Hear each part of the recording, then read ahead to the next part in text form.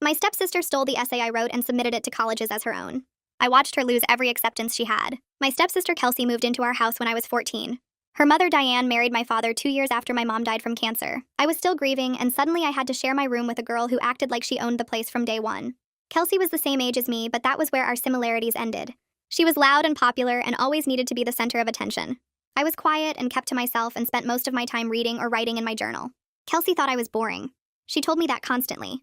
She said I needed to lighten up. She said I needed to stop being so depressing all the time. She said my dead mother would not want me moping around forever. I learned to stay out of her way.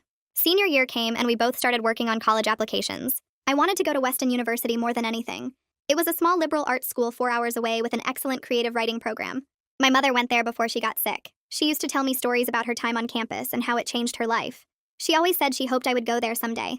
I wrote my application essay about her. I wrote about watching her get sicker and weaker over 2 years.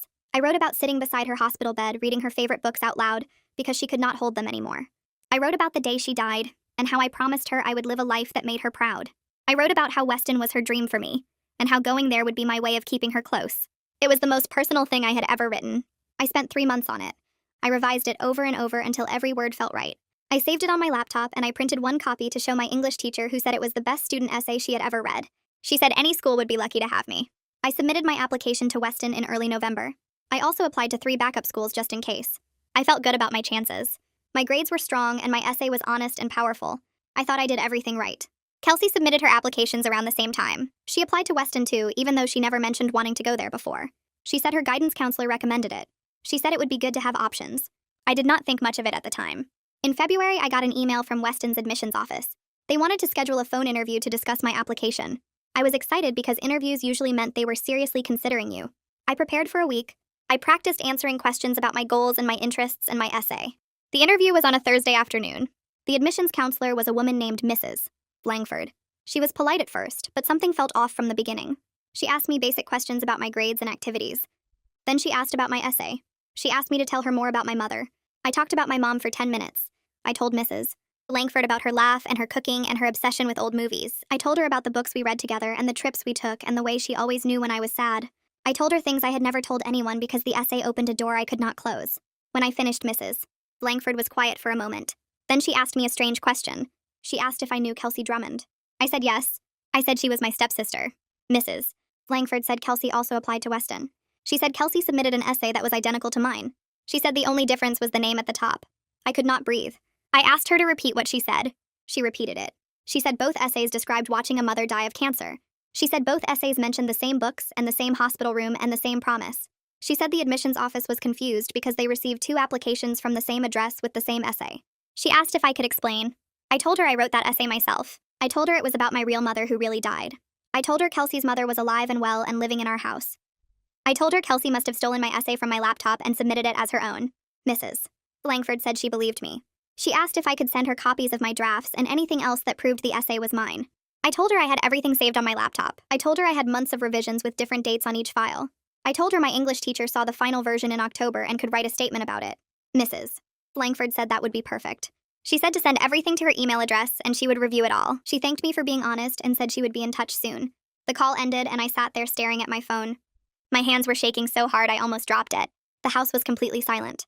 Kelsey was at volleyball practice and would not be home for another hour. I looked around our bedroom and felt sick. Her bed was 3 feet from mine. Her clothes were mixed with mine in the closet. Her stuff was everywhere and I suddenly hated all of it. I stood up and walked to my desk. My laptop was right where I left it this morning. I opened it and pulled up the folder where I kept all my college application materials. The essay file was there with the original creation date from August. I clicked through the revision history and counted 14 different versions. Each one had a different save date. August 23rd, September 5th, September 19th, October 2nd, October 11th. The dates told the whole story of how I worked on it for months. I took screenshots of everything. Then I called Summer. She answered on the second ring and I started crying before I could say hello. She asked what was wrong and I tried to explain, but the words came out all jumbled. I told her about the phone call from Weston. I told her about Kelsey stealing my essay. I told her that Mrs. Langford needed proof, and I needed her help. Summer did not hesitate for even a second. She said she remembered my essay perfectly. She said it was the most powerful thing she had read from a student in her entire career. She said she would write a statement right now confirming that I showed her the complete draft in October. She said Kelsey did not even mention applying to Weston until late October, when the guidance counselors did a check-in about application deadlines. I thanked her about 5 times and she told me to stop thanking her. She told me to check my laptop for the file creation dates and make sure I had everything documented. We stayed on the phone for over an hour while I went through every single file. I took screenshots of the properties showing when each file was created and last modified. I found my old journal entries from when my mom was sick. I had written about reading to her in the hospital. I had written about the books we read together. I had written about the day she died. Those journal entries matched the details in my essay exactly because I used them as source material when I was writing. Summer told me to send her copies of those too, because they proved the essay came from my real life and my real grief. I was still on the phone with her when I heard Kelsey's car in the driveway. My whole body went cold. I told Summer I had to go and closed my laptop fast. I shoved it under my bed and sat down at my desk trying to look normal. Kelsey came bouncing into our room talking about how practice went. She was in a great mood. She asked what I wanted for dinner and if I had finished my calculus homework yet. She had no idea that everything was falling apart. She had no idea that Weston had called me. She had no idea that I knew what she did. I told her I was not hungry and turned back to my desk. She kept talking about some drama with her teammates, but I could not focus on anything she was saying. I just kept thinking about how she stole my mother's story. How she read about the worst time of my life and decided to use it for herself. How she was walking around acting normal while I knew the truth. That night I could not sleep. I lay in my bed staring at the ceiling while Kelsey slept 3 feet away from me. Every time she moved or made a noise, I tensed up. I kept thinking about my mom. About how much she wanted me to go to Weston. About how I poured all my love for her into that essay. About how Kelsey took it and put her own name on it like it meant nothing. I wanted to scream at her. I wanted to shake her awake and demand to know how she could do something so terrible. But I did not. I just lay there in the dark, waiting for morning. The next day I got to the school early. I went straight to the guidance office and asked to see Eamon Green. He was my counselor and had helped me with my college application since junior year. His secretary said he had a few minutes before his first appointment and let me into his office. I sat down across from his desk and told him everything. I watched his face change as I explained about the stolen essay and the phone call from Weston. He looked horrified. He said he could not believe Kelsey would do something like that. He pulled up both our files on his computer right away. He scrolled through Kelsey's application list and counted out loud. 5 schools total, Weston and 4 others. He asked if I wanted him to contact all 5 admissions offices. I said yes without even thinking about it. He nodded and started making notes. He said he would send official statements to each school explaining the situation and providing documentation that I was the original author. He said this was academic dishonesty of the worst kind, and Kelsey needed to face real consequences. I went home that afternoon and sent Mrs. Langford everything. The draft files with all their timestamps. Summer's statement on the school letterhead. My journal entries from 2 years ago that matched the essay details perfectly. I attached it all to an email and hit send. The evidence was right there in black and white. There was no way anyone could look at it and think Kelsey wrote that essay. 2 days later, Mrs. Langford called me again. She said Weston had officially flagged Kelsey's application for plagiarism. She said they were removing Kelsey from consideration for admission. Then she said something that made me start crying. She said my application was moved forward for full review. She said my essay was one of the most powerful pieces of writing their admissions team had read in years. She said it was clear that it came from a real place of grief and love. She said they were honored to consider me for admission to my mother's school. I hung up with Mrs. Langford and stared at my phone for a long time. My hands were shaking. I had evidence now. I had proof that the essay was mine. I had Summer's statement and my drafts and everything I needed to prove what Kelsey did. The next morning, I went to the school early and headed straight to the guidance office. I needed to see Eamon before classes started. His door was open and he was at his desk drinking coffee and looking at his computer. I knocked on the door frame and he looked up and smiled. I sat down across from him and told him everything. I told him about Mrs. Langford's call and the duplicate essays and how Weston believed me. I told him I had all the proof ready to send. His smile disappeared while I talked. He looked shocked and then angry. He pulled up his computer and started typing fast. He asked me which schools Kelsey applied to besides Weston. I counted them out. 5 schools total. He wrote them all down and said he was going to contact every single admissions office. He said this was serious academic dishonesty, and he needed to report it. He said the other schools deserved to know what happened before they made their decisions. I nodded and felt something loosen in my chest. Someone was finally taking this seriously. Someone was finally helping me. Eamon spent the rest of the morning making calls and sending emails. I went to class, but I could barely focus. I kept thinking about what was happening in the guidance office. I kept thinking about Kelsey's applications getting flagged at every school. At lunch, I sat with Haley in our usual spot by the windows. She could tell something was wrong right away. She asked what happened, and I told her everything. I told her about the stolen essay and the phone call and Eamon contacting the other schools. Haley's face went red. She slammed her hand on the table and said she could not believe Kelsey would do something so terrible. She said she wanted to come over and confront Kelsey with me. She said she would tell Kelsey exactly what she thought of her. I shook my head. I told Haley I appreciated it, but I was not ready yet. I still had to sleep in the same room as Kelsey every night. I still had to see her every morning. I could not handle a confrontation like that right now. Haley understood, but she was still mad. She said Kelsey deserved everything that was coming to her. The principal called me to her office that afternoon during last period. I walked down the empty hallway feeling nervous. The principal's office was at the end of the main hall with big windows looking out at the parking lot. I knocked and went inside. The principal was a woman in her 50s with gray hair and glasses. She asked me to sit down and close the door. She said Eamon had informed her about the situation with my college essay. She said she needed to ask me some questions and see my evidence. I showed her everything. I opened my laptop and pulled up all the draft files with their timestamps. I showed her the first version I wrote in September, and all the revisions I made through October. I showed her Summer's statement on the school letterhead confirming I showed her the completed essay in October. I showed her my application submission confirmation from early November. I walked her through the whole timeline. The principal took notes and asked careful questions. She wanted to know when Kelsey submitted her applications. She wanted to know if Kelsey had access to my laptop. I told her Kelsey and I shared a room. I told her my laptop was usually on my desk, and I did not lock it because I never thought I needed to.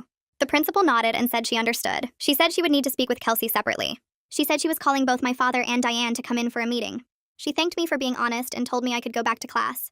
I walked out into the hallway and sat on the bench outside her office. I was supposed to go back to class, but I could not make myself move. A few minutes later, the principal's secretary walked past me and down the hall. She came back with Kelsey. Kelsey saw me sitting there and her face went pale. She looked scared. The secretary opened the principal's door and Kelsey went inside. The door closed behind her. I sat on that bench and waited. I could hear voices through the door, but I could not make out words at first. Then Kelsey's voice got louder. She was talking fast and her voice sounded high and panicked. I heard her say she did not know what I was talking about. I heard her say there must be some mistake. The principal's voice stayed calm and quiet. I could not hear what she was saying, but I could hear Kelsey getting more upset. Kelsey started almost yelling. She said I was lying.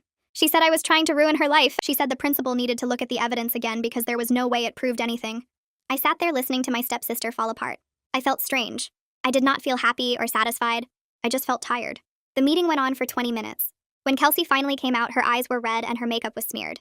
She walked right past me without looking at me. She did not say anything. She just walked fast down the hallway and disappeared around the corner. The principal came to her door and asked me to come back inside. She told me she was requiring my father and Diane to come in for a family meeting. She said they needed to understand what happened and what the consequences would be. She said the meeting was scheduled for the following afternoon. That night at dinner was awful. My father made pasta and we all sat around the table like normal. Except nothing was normal. Kelsey glared at me from across the table. Her eyes were still red and puffy. Diane kept asking what was going on. She said the school called and told her to come in for a meeting but would not say why. She looked at Kelsey and then at me. My father asked if everything was okay. He said the principal sounded serious on the phone. I cut my pasta into smaller and smaller pieces. I did not eat any of it. I just moved it around my plate. Kelsey stared at me and I could feel her anger like heat across the table. Diane asked again what was happening. She said someone needed to tell her what was going on. I stayed quiet. I wanted them to hear it from the principal. I wanted them to hear all the evidence laid out in an official meeting where they could not make excuses or pretend it was not serious. My father tried to make conversation about his day at work, but nobody was listening. Diane kept pushing. She asked Kelsey directly if she was in trouble. Kelsey said she did not want to talk about it. She said I was making things up. She said the principal was believing lies. I looked up at her and our eyes met across the table. She looked away first. After dinner, I went to our room and locked myself in the bathroom. I sat on the edge of the tub and tried to breathe normally. Tomorrow, my father and Diane would hear everything. Tomorrow, they would have to face what Kelsey did. I did not know how they would react. I did not know if they would believe the evidence or if Diane would find some way to defend her daughter. The next day felt endless. I could barely pay attention in any of my classes. At 2:30, my father picked me up from the school. Diane was already in the car. Nobody talked on the drive to the principal's office. We walked into the building together and the secretary showed us to the conference room. The principal was already there with a folder of papers spread out on the table. Eamon was there too. We all sat down. The principal thanked everyone for coming. She said she needed to discuss a serious academic integrity issue. She opened the folder and started laying out the evidence. She showed my father and Diane the 2 college essays. She showed them the timestamps on my files. She showed them Summer's statement. She showed them Eamon's records of when each of us submitted our applications. She explained that Kelsey had submitted my essay word for word to 5 different colleges. She explained that 3 of those schools had already sent acceptance letters to Kelsey before Eamon contacted them about the plagiarism. My father looked shocked. His face went white and he stared at the papers on the table. Diane immediately started making excuses. She said there must be a misunderstanding.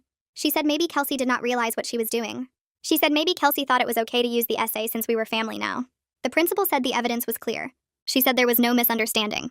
She said Kelsey copied my entire essay and put her own name on it. I finally spoke up. My voice came out shaky, but I kept going. I told them exactly what happened. I told them I spent 3 months writing that essay about my mother. I told them I poured my grief and my love into every word. I told them Kelsey must have copied it from my laptop while I was at the school. I told them she submitted my mother's story as her own to steal the future my mother wanted for me. I told them she took the most personal thing I ever wrote and used it like it meant nothing. My voice was shaking, but I did not cry. Kelsey broke down. She started sobbing and saying she was sorry. She said she was desperate. She said her own essay was not good enough, and she knew mine was beautiful. She said she thought since we lived in the same house, it would not matter because we were family now. She said she did not think anyone would find out. Diane tried to minimize it. She said the essay was about a shared family tragedy since she was married to my father now. She said we were all one family, and maybe that meant the story belonged to all of us. I lost my temper. I shouted that Diane was not my mother. I shouted that Kelsey never knew my mother. I shouted that they had no right to claim any part of that story. I said my mother died and it was the worst thing that ever happened to me and Kelsey stole it. My father finally spoke up. But he only said we needed to calm down. He said we needed to figure out how to fix this as a family. I stared at him. I told him there was nothing to fix. I told him Kelsey committed plagiarism and she needed to face the consequences. I told him I was not going to pretend this did not happen just to keep the peace. I stood up and walked out of the meeting. I went straight to Haley's house because I could not go home yet. She opened the door and took one look at my face and pulled me inside. Her parents were in the kitchen making dinner and they did not ask questions when Haley said I was staying for a while. We went up to her room and I told her everything that happened at the meeting. She sat on her bed and listened while I paced back and forth. When I finished, she said Kelsey deserved whatever was coming and I needed to stop feeling guilty about it. I stayed at Haley's house until almost 10 that night. When I finally got home, everyone was already in their rooms. I brushed my teeth and changed into pajamas and climbed into my bed. Kelsey was lying in her bed across the room staring at the ceiling. The room was dark except for the streetlight coming through the window. She said my name quietly. I did not answer. She said it again. I told her I was tired and wanted to sleep. She started crying. She said she was sorry and she would tell all the schools the truth. She said she would confess to everything and fix this. I turned over to face the wall. I told her she was only sorry because she got caught. I told her if Mrs. Langford had not called me, she would have kept the acceptances and gone to college on my mother's story without ever feeling bad about it. She cried harder and said that was not true. She said she felt terrible the whole time. I asked her why she did it then. She did not have an answer. I told her I did not forgive her, and I did not want to talk about it anymore. She cried herself to sleep, and I lay awake listening to her breathing and wondering how I was supposed to share a room with her for the rest of the school year. The next morning, Eamon called me into his office before first period. He had printed out copies of all my evidence and organized it into folders. He said he was going to contact the 3 schools that already accepted Kelsey and explain what happened. He asked if I was sure I wanted to move forward with this. I said yes without hesitating. He nodded and said he would start making calls that afternoon. Over the next week, those 3 schools received detailed reports from Eamon. He sent them my original essay with all the timestamps. He sent them Summer's statement. He sent them the timeline showing I submitted my applications weeks before Kelsey submitted hers. Each school responded by opening their own investigation. They sent emails to Kelsey asking for her original essay drafts and any documentation she had. They wanted to see revision history and notes and anything that proved she wrote the essay herself. Kelsey could not provide any of it because the essay was not hers. She tried to claim she deleted all her drafts to save space on her computer. The schools pointed out that I had months of documented revisions while she had nothing. They asked her to explain how she wrote an essay identical to mine down to specific details about books and hospital rooms. She had no explanation. One of the schools called her in for a phone interview, and she broke down crying and admitted she took my essay. She said she panicked because her own essay was not good enough. She said she did not think anyone would find out. The first acceptance got rescinded 3 days later. It was from a state university about 2 hours away. Kelsey got an email saying her acceptance was withdrawn due to academic integrity violations. The email said she was banned from reapplying for 2 years because plagiarism was taken seriously at their institution. She was at the school when she got the email. She came home that afternoon and went straight to our room and slammed the door. I heard her crying through the wall while I did homework in the kitchen. Diane came home from work an hour later and Kelsey told her what happened. Diane came downstairs and found me sitting at the table. She started screaming that I was ruining Kelsey's life over a stupid essay. She said my mother would be ashamed of me for being so vindictive and cruel. She said I was destroying Kelsey's future because I could not let go of the past. My father came out of his office and told Diane to stop. But he did not actually defend me. He just said we all needed to calm down and talk about this rationally. I stood up and walked out of the house. I went back to Haley's house and asked if I could stay for a while. Her parents said yes immediately. They gave me their guest room and told me to stay as long as I needed. Haley's mom helped me pack a bag with clothes and school supplies. I moved in that night and did not tell my father or Diane where I was going. I just texted my father that I was safe and staying with a friend. Summer found me at lunch the next day and asked how I was doing. I told her I moved out because I could not stay in that room with Kelsey anymore. She said she understood and told me I was doing the right thing. She checked in with me every day after that. She made sure I was eating lunch and keeping up with my assignments. She told me I was standing up for myself and honoring my mother's memory by not letting Kelsey get away with stealing her story. On Thursday, the second acceptance got rescinded. It was from a private college in another state. Their letter was harsh. It said plagiarism of this nature showed a fundamental lack of character. It said they could not admit students who stole other people's personal tragedies for their own gain. It said Kelsey's acceptance was permanently withdrawn, and they were reporting the incident to their network of peer institutions. Kelsey stopped going to the school after that. She stayed home for 3 days. When she came back on Monday, she looked terrible. She had lost weight and her eyes were red. She would not make eye contact with anyone in the hallways. Her friends had heard rumors about what happened. Some of them asked her if it was true. She would not answer. Several of them started avoiding her at lunch and between classes. The third acceptance got rescinded the following week. It was from a competitive university that also reported the plagiarism to the National Association for College Admission Counseling. Eamon explained to me what that meant. He said other schools would be notified if Kelsey tried to apply anywhere else. He said the plagiarism would follow her to any college she tried to attend. He said she would have to disclose it on future applications, and most schools would reject her automatically. Kelsey now had 0 college acceptances and a permanent mark on her record. Diane begged me to write a letter saying I gave Kelsey permission to use the essay. She said it would fix everything and the schools would reconsider. I refused.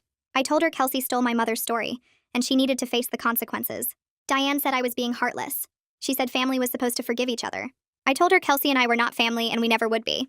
I told Diane that Kelsey and I were not family and we never would be. She left the room without another word.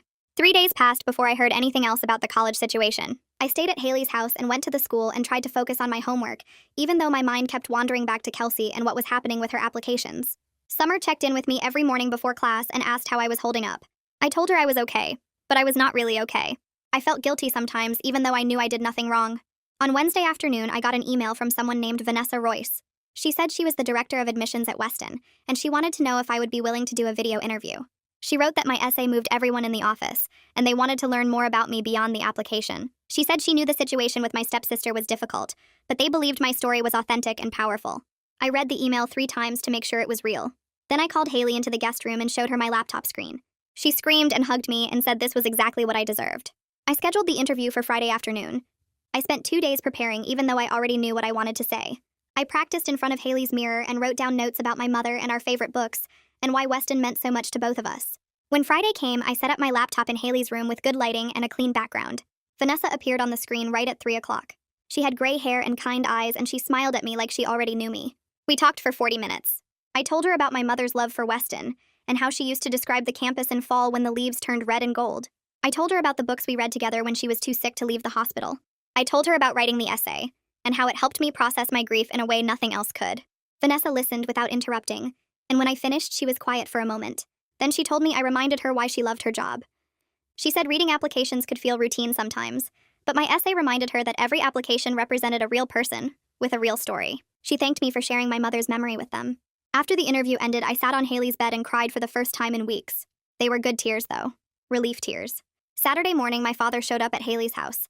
Her mom answered the door and called up to tell me he wanted to talk. I came downstairs and found him standing in the entryway looking uncomfortable.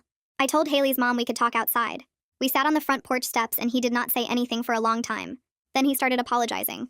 He said he was sorry for not protecting me and for letting Diane treat me the way she did. He said he had been so focused on keeping the peace with his new wife that he forgot his first responsibility was to me. He said he should have defended me when Diane screamed about my mother, and he should have made Kelsey face consequences from the beginning. I listened, but I did not say anything yet. He kept talking. He said he knew he failed me and he understood if I was angry. He said he loved me and he wanted to fix things, but he did not know how. I looked at him and felt all the hurt from the past 2 years sitting between us. I told him I needed him to choose me for once.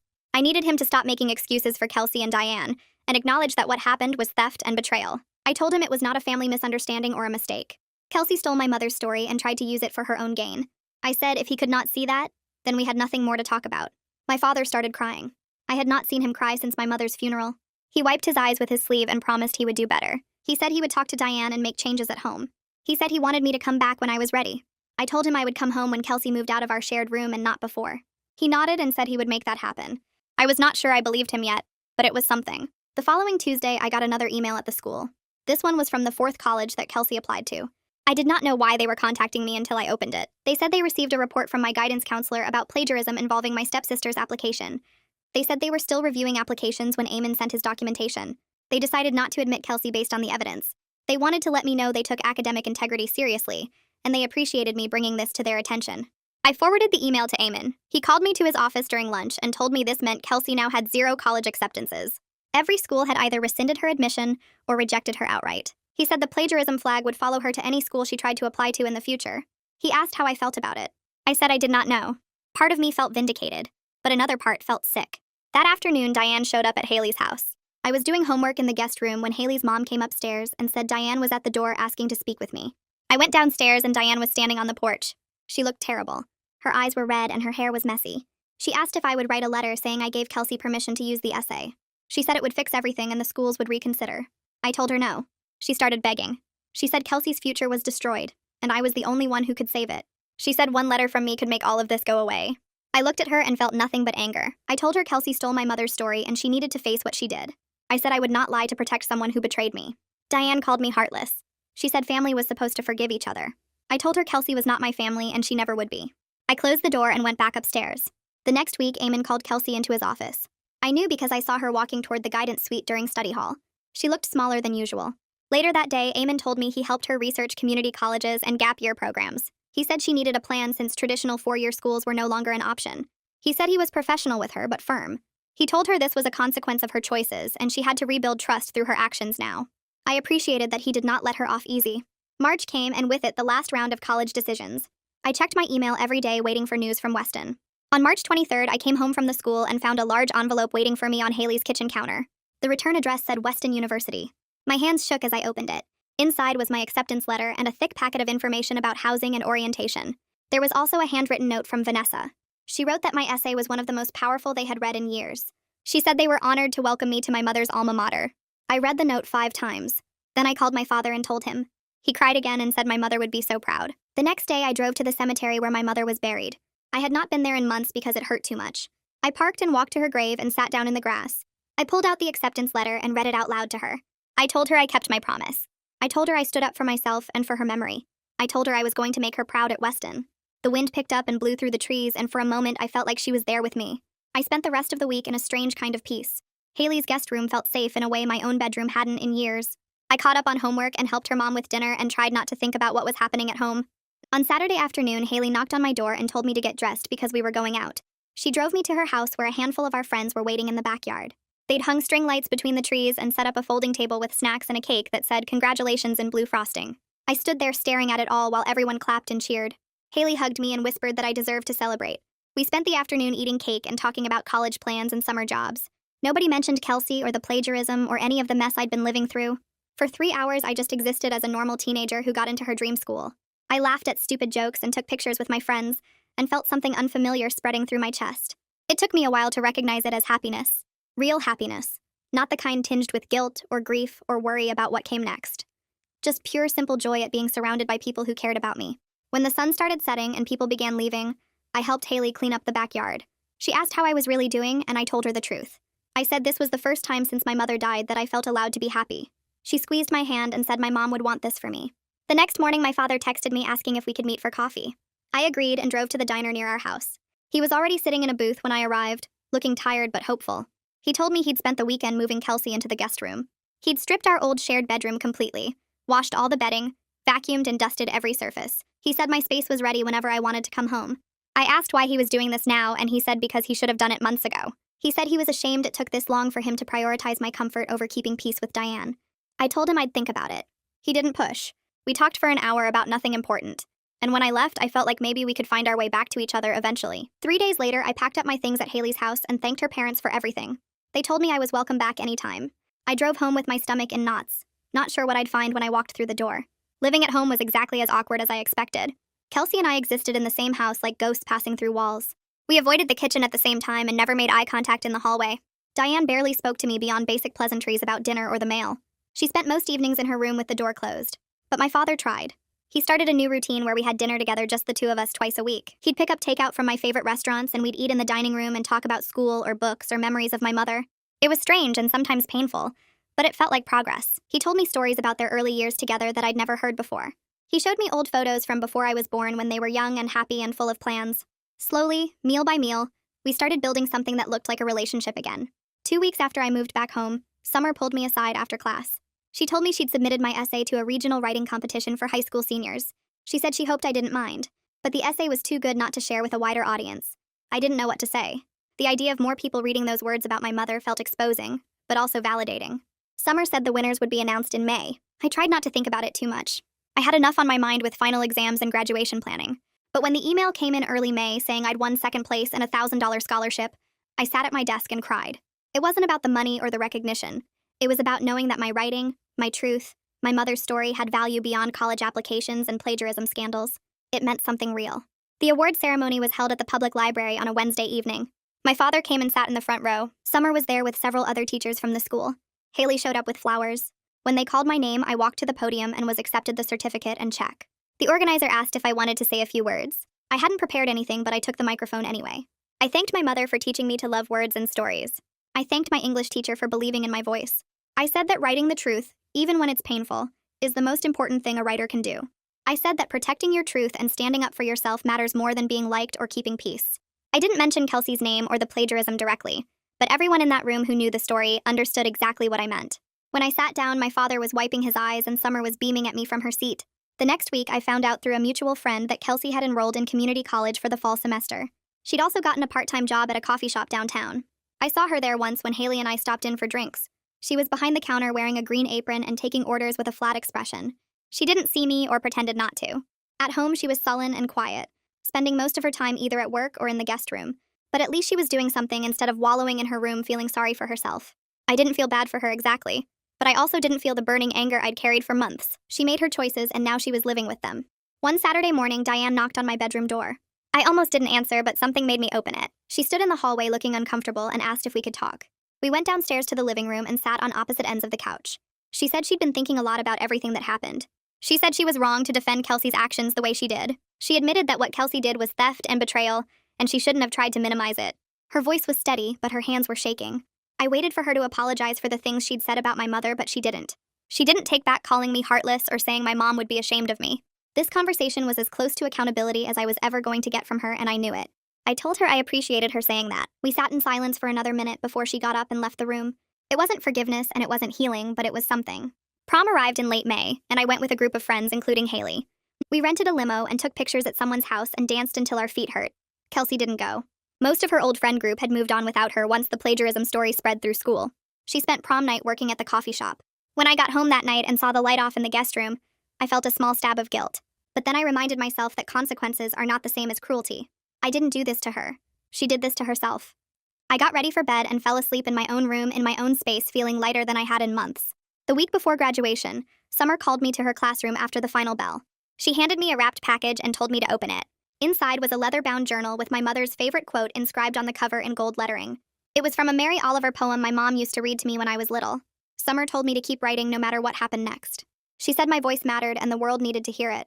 She said she was proud of me not just for my writing, but for standing up for myself when it would have been easier to stay quiet. I hugged her and thanked her for everything she'd done. She'd been more than a teacher. She'd been the adult who saw me and believed me when my own family couldn't. Graduation day came on a sunny Saturday in June. I put on my cap and gown in my bedroom and looked at myself in the mirror. My mother should have been here to see this. She should have been in the audience cheering and taking pictures and crying proud tears. But she wasn't, and she never would be. I had to make peace with that. I walked downstairs and my father was waiting by the door in a suit and tie. He told me I looked beautiful and that my mom would be bursting with pride.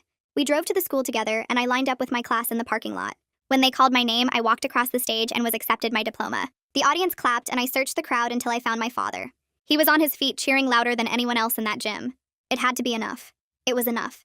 The week after graduation, Kelsey found me on the back porch. I was reading in the swing where I always sat when I needed space from the house. She stood in the doorway for a minute before asking if she could sit down. I didn't say yes, but I didn't say no either. She sat on the opposite end of the swing and we rocked in silence for a while. Then she started talking. She said she'd been thinking about everything that happened and she needed to tell me something. She said she was sorry for real this time. Not sorry she got caught, but sorry for what she did. She said she understood now what she took from me and why I couldn't let it go. Her voice was quiet and steady, and she looked at me when she talked, instead of staring at her hands like she usually did when she apologized. I listened without interrupting. When she finished, I told her I was accepted her apology, but I also told her our relationship would never be what it could have been. She'd broken something between us that couldn't be fixed. She nodded and said she understood. We sat there for another few minutes before she got up and went back inside. It wasn't forgiveness exactly, but it was acknowledgement that we'd both lived through the same awful thing, and now we had to figure out how to move forward. Summer arrived hot and long. I got a job at the library shelving books and working the checkout desk. The work was easy and quiet and gave me time to think about leaving for Weston in August. My father and I started having dinner together twice a week at the diner near his office. Just the two of us without Diane or Kelsey. At first we talked about safe topics like my job and his work and what classes I might take freshman year. But slowly we started talking about harder things. I told him I needed him to understand that supporting me didn't mean abandoning Diane and Kelsey. It just meant not asking me to pretend the betrayal didn't happen.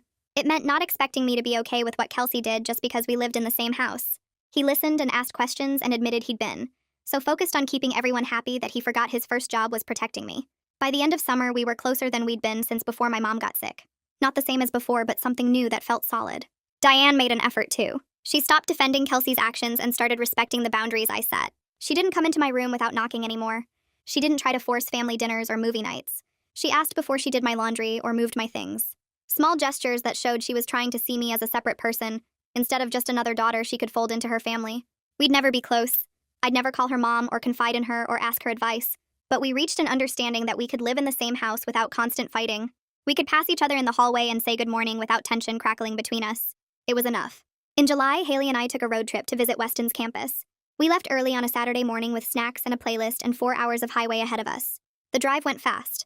We sang along to music and talked about everything and nothing and stopped at a rest area for terrible coffee. When we finally pulled into the campus parking lot, I felt something shift in my chest. The buildings were old brick covered in ivy. The quad was green and dotted with students reading under trees. Everything looked exactly like my mother's photos. We toured the creative writing building first. The classrooms had big windows and wooden desks worn smooth by decades of students. The library smelled like old paper and had reading nooks tucked into corners. Then we found my mother's old dorm. It was locked, but we stood outside looking up at the third-floor window that used to be hers. I felt her presence there stronger than I'd felt it anywhere since she died, like she was standing next to me saying she was proud, saying I'd made it, saying this was where I belonged. Back home, I joined the Weston Facebook group for incoming freshmen. People were posting introductions and looking for roommates. I scrolled through dozens of posts before one caught my attention. A girl named Jude Sanchez from Colorado, who loved books and hiking and wanted a roommate who didn't party every night. I messaged her and we started talking. She was funny and kind and easy to talk to. We video chatted twice and decided to room together. I was cautiously hopeful about having a roommate I could actually trust. Someone who wouldn't go through my things or steal my words or make me feel unsafe in my own space. My father helped me shop for dorm supplies. We went to Target on a weeknight when the store was mostly empty. He pushed the cart while I picked out sheets and towels and a desk lamp. While we shopped, he told me stories about my mother's college years that I'd never heard before. How she was shy her first semester and barely left her room. How she joined the school newspaper and found her people. How she called him every Sunday from the payphone in her dorm hallway. He was trying to connect with me through her memory, trying to show me he understood why Weston mattered so much. It made us both sad, but in a good way. The kind of sad that comes from remembering someone you loved, instead of trying to forget them. 2 weeks before I left for Weston, Kelsey knocked on my bedroom door. She asked if she could read my essay. The one she stole. The one that destroyed her college plans. I stared at her for a long time trying to figure out what she was really asking. Then I realized she needed to understand exactly what she tried to take. I printed a copy and handed it to her. She sat on my bed and read it while I pretended to pack. When she finished, she looked up with tears on her face. She told me it was beautiful. She said she understood now why I couldn't let it go. She said she was jealous of my relationship with my mother and the way I could put my feelings into words. She said she made a terrible choice because of that jealousy, and she was sorry. I sat down next to her on the bed. I told her I hoped community college went well for her. I told her I hoped she figured out who she was without trying to take things from other people. It wasn't forgiveness exactly, more like acknowledgement that we were both moving forward separately, that her path and my path had split and would probably never cross again in any meaningful way. She nodded and wiped her eyes and left my room. I went back to packing. The night before I left for Weston, my father knocked on my door holding a cardboard box. He said he'd been saving it for the right moment. Inside was a collection of my mother's things from her college years. Her faded Weston sweatshirt that still smelled faintly like her perfume. Her favorite books with notes in the margins written in her careful handwriting. Photos of her on campus looking young and happy and full of possibility. A journal where she'd written about her classes and her friends and her dreams for the future. I held each item carefully like they might break. My father sat next to me on the floor and we looked through everything together. He told me my mother would be so proud of who I'd become. Proud that I stood up for myself when it would have been easier to stay quiet. Proud that I was going to Weston to follow the path she'd walked. I believed him. I folded my mother's faded Weston sweatshirt and placed it carefully in my suitcase between 2 sweaters. The fabric still held the faint smell of her perfume even after all these years. My father stood in the doorway of my room watching me pack. He cleared his throat and I looked up at him. He told me he wanted me to call him every week. I promised I would. He crossed the room and pulled me into a tight hug. His voice cracked when he said my mother would be so proud of the person I had become. He said she would be proud of the way I stood up for myself when it would have been easier to stay quiet. I hugged him back and felt tears on my face. We stood there for a long time holding on to each other. When we finally let go, I finished packing while he carried boxes down to the car. The drive to Weston took 4 hours through farmland and small towns. My father drove and I sat in the passenger seat with the box of my mother's college things on my lap. He put on a playlist of her favorite music without asking if I wanted it. Songs from the 80s and 90s filled the car. We sang along to the ones we both knew. Between songs, my father told me stories about calling my mother at her dorm from payphones. He told me about visiting her on campus and meeting her roommates. He told me about the weekend she took him to her favorite coffee shop, and they stayed up all night talking about their future. It felt like she was in the car with us, like she was part of this moment even though she had been gone for years.